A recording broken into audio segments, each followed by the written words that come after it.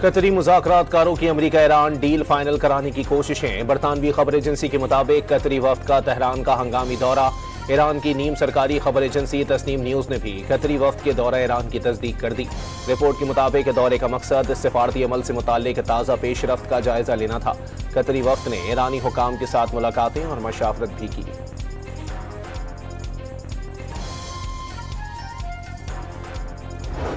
امریکہ اور ایران کے درمیان مفاہمتی یادداشت پر آج دستخط ہوں گے یا نہیں، پوری دنیا کی نظریں جم گئیں۔ صدر ڈونلڈ ٹرمپ کا آج ایران کے ساتھ ڈیل پر دستخط کا اعلان۔ دستخط ہوتے ہی آبنۂ ہرمز تمام ممالک کے لیے کھل جائے گی۔ ٹروتھ سوشل پر پیغام میں امریکی صدر نے امید ظاہر کی کہ سارا عمل تیزی، آسانی اور بغیر کسی رکاوٹ کے مکمل ہوگا۔ اگر ایسا نہ ہوا تو امریکہ کے پاس متبادل راستے بھی ہیں۔ حالات پرسکون ہونے اور مناسب وقت پر امریکہ ایران میں داخل ہو کر وہاں سے افزودہ یورینیم نکال لائے گا۔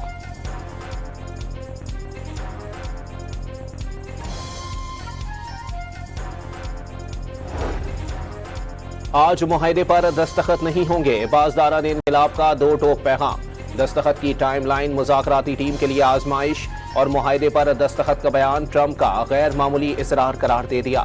واضح کیا کہ معاہدے کو حتمی شکل نہیں دی گئی۔ امریکی صدر 14 جون کو معاہدے پر دستخط سے اپنی سالگرہ پر ذاتی تشہیر چاہتے ہیں۔ ترجمان ایرانی وزارت خارجہ کا امریکہ کے ساتھ معاہدے کے بہت قریب پہنچنے کا دعویٰ۔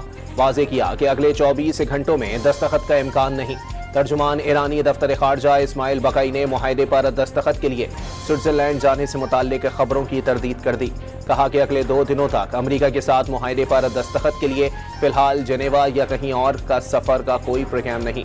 اسلام آباد میمورنڈم پر دستخط کے لیے انتظار کرنا ہوگا۔ اس بات پر اتفاق ہو گیا کہ پہلے مرحلے پر جوہری معاملے پر کوئی بات نہیں ہوگی۔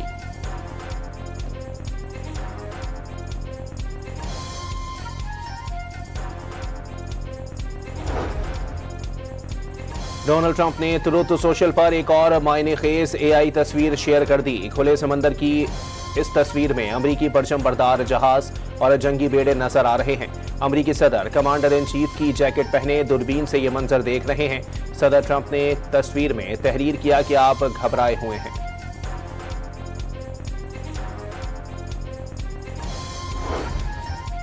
معروف امریکی صحافی کا امن کی کوششوں پر وزیر اعظم اور فیلڈ مارشل کو زبردست خراج تحسین۔ نکولس کرسٹوف نے پاکستان کا ثالثی کردار قابل تعریف قرار دے دیا۔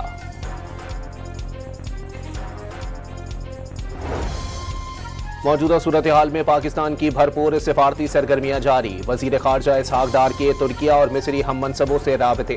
امریکہ اور ایران کے درمیان مفاہمت کی جانب ہونے والی حوصلہ افزا پیش رفت کا خیر مقدم۔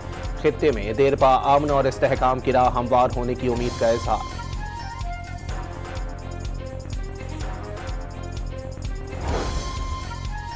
چیئرمین پیپلز پارٹی بلاول بھٹو نے اسلام آباد معاہدے پر دستخط کا قریب آ جانا تاریخی لمحہ قرار دے دیا۔ کہا کہ ایسے وقت میں جب عالمی توجہ مضبوطی سے پاکستان پر مرکوز ہے، آزاد کشمیر میں جاری بے چینی نہ صرف کشمیری قوس بلکہ پاکستان کی ساکھ کو بھی نقصان پہنچا رہی ہے۔ صورتحال دشمن عناصر اور بھارت اسرائیل گٹھ جوڑ کو اپنے مقاصد کے لیے اس سے فائدہ اٹھانے کا ایک غیر ضروری موقع بھی فراہم کر رہی ہے۔ تمام مظاہرین سے احتجاج پرامن طور پر ختم کرنے کی اپیل کر دی۔ جن افراد نے قانون کو ہاتھ میں لیا ہے انہیں چاہیے کہ وہ خود کو مقامی حکام کے حوالے کریں۔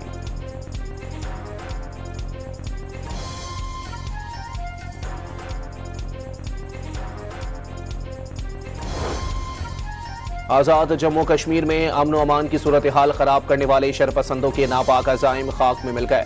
بھمبر، مظفر آباد، کوٹلی، میرپور، نیلم سمیت آزاد جموں کشمیر کے دیگر اضلاع میں معمولات زندگی رواں دواں۔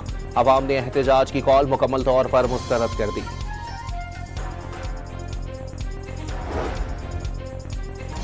آزاد جموں کشمیر کے شہر راولہ کوٹ میں کالعدم انتشاری کمیٹی کے مسلح جتھوں کی پولیس بختر بند پر فائرنگ۔ نام نہاد پرامن احتجاج کی حقیقت عیاں ہو گئی۔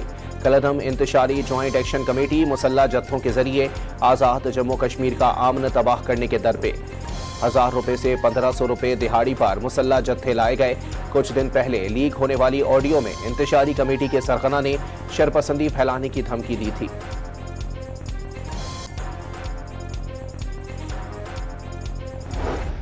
10 جون 2026 کو برطانیہ کونسلیٹ کے باہر، برمنگھم کونسلیٹ کے باہر ہونے والے مظاہرے میں میں نے جو الفاظ اور بیانات دیے وہ سراسر جذبات پر مبنی تھے.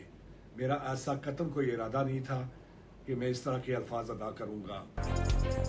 برطانیہ میں مظاہرے کے دوران سرکاری حکام کے خلاف متنازع بیانات دینے والے شیخ عمران کو اپنی سنگین غلطی کا احساس. ویڈیو بیان میں ندامت کا اظہار کرتے ہوئے معافی مانگ لی.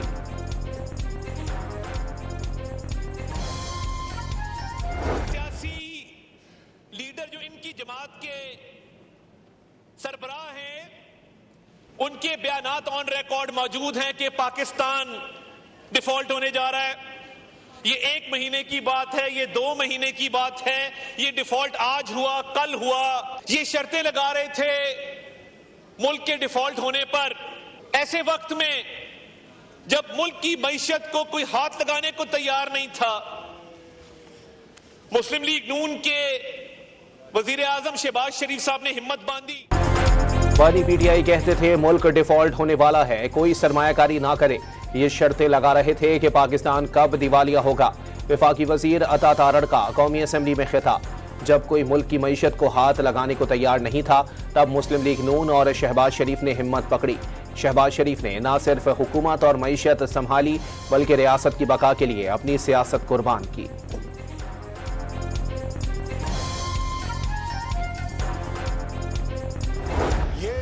یہ فسطائیت کی بات کرتے ہیں. ہم نے جیلیں دیکھی، خواجہ آصف بیٹھے ہیں انہوں نے جیلیں دیکھی، شہباز شریف نے جیل دیکھی، نواز شریف نے جیل دیکھی. اور جس طرح جھوٹے مقدموں میں انہوں نے اپوزیشن کو دیواروں کے ساتھ چنا، ان کی فسطائیت، ان کی جمہوریت کا چہرہ پوری قوم نے دیکھا. ان کو جمہوریت نہیں سجتی. پی ٹی آئی دور میں اپوزیشن کو انتقامی کارروائی کا نشانہ بنایا گیا. ہم نے بھی جیلیں کاٹیں. تحریک انصاف دور میں سپریم کورٹ کے فیصلوں پر عمل نہیں ہوا. وفاقی وزیر احسن اقبال کا قومی اسمبلی میں خطاب.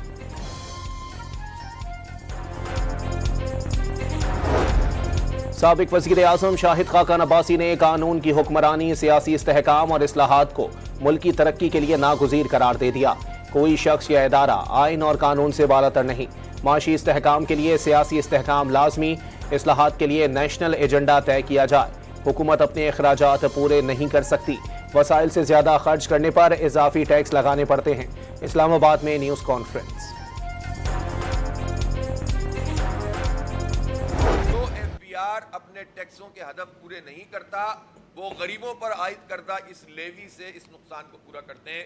کرپشن کرے ایف بی آر اور حکومت اور بھگتے پاکستان کی غریب عوام اور مڈل کلاس. یہ ہے ہماری حکومت کا ماڈل. اور باقی جتنا بھی ٹیکس کا ریٹ ہے یہ 2% کم کرنا، اس سے کچھ نہیں ہوتا. ہاف کیجئے سب کو. حافظ نعیم الرحمان نے بجٹ مسترد کر دیا. عوام کو کوئی ریلیف نہ ملنے کا دعویٰ. بجٹ میں صرف نمبرز تبدیل کر دیے جاتے ہیں. امیر جماعت اسلامی نے پیٹرولیم لیوی ختم کرنے کا مطالبہ کر دیا. پاکستان میں ٹیکس نظام ظالمانہ قرار.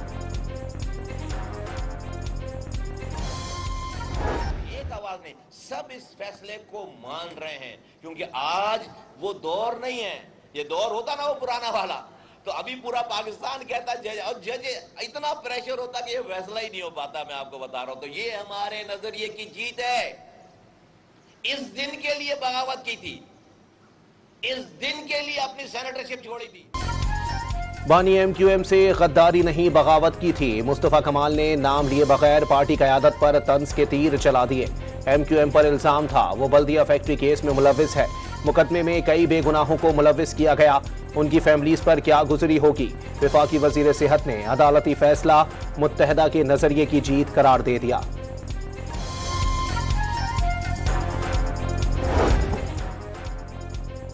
خیبر پختونخوا میں مائننگ کا بارودی دہشت گردی میں استعمال ہونے کا انکشاف. کے پی پولیس نے دہشت گردی میں مائننگ بارودی مواد کا استعمال روکنے کے لیے حکمت عملی بنانے کا فیصلہ کر لیا. سی ٹی ڈی اور اسپیشل برانچ کی کمیٹیاں تشکیل دی جائیں گی. کمیٹیاں مائننگ بارودی مواد کے غلط استعمال کی روک تھام سے متعلق سفارشات تیار کریں گی.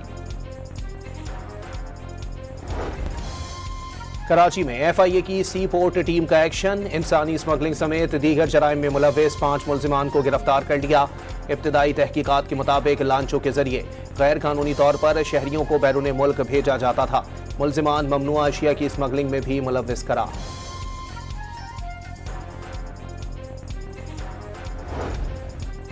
आलमी मार्केट में खाम तेल की कीमतों में वाज़े कमी। अमरीकी खाम तेल 4% कमी के बाद $84 फी बैरल की सतह पर आ गया। बरतानवी खाम तेल 3% सस्ता होकर $87 फी बैरल हो गया। अमाराती बरहन क्रूड ऑयल 5% सस्ता, कीमत $83 फी बैरल हो गई। मुल्क के मुख्तलिफ इलाकों में आइंदा दिनों में गर्मी की शिद्दत बढ़ने का इम्कान। सिंध के बेशतर अजला में चंद रोज में आंधी और बारिश की भी पेशगोई कर दी गई।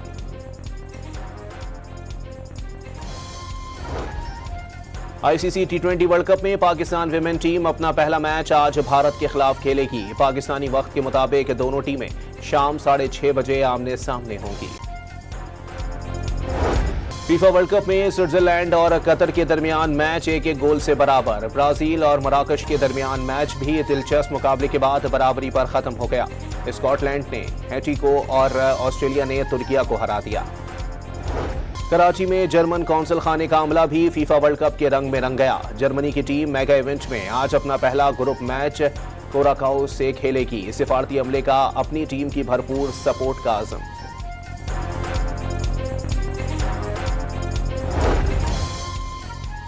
NBA फाइनल्स में न्यूयॉर्क निक्स की कामयाबी का जश्न पुरतशद्दुद रुख इख्तियार कर गया। मैनहट्टन में बास्केटबॉल फैंस ने फुटबॉल शायकीन की बस को आग लगा दी। गोली लगने से नौजवान जख्मी, 3 अफराद ज़ेर हिरासत।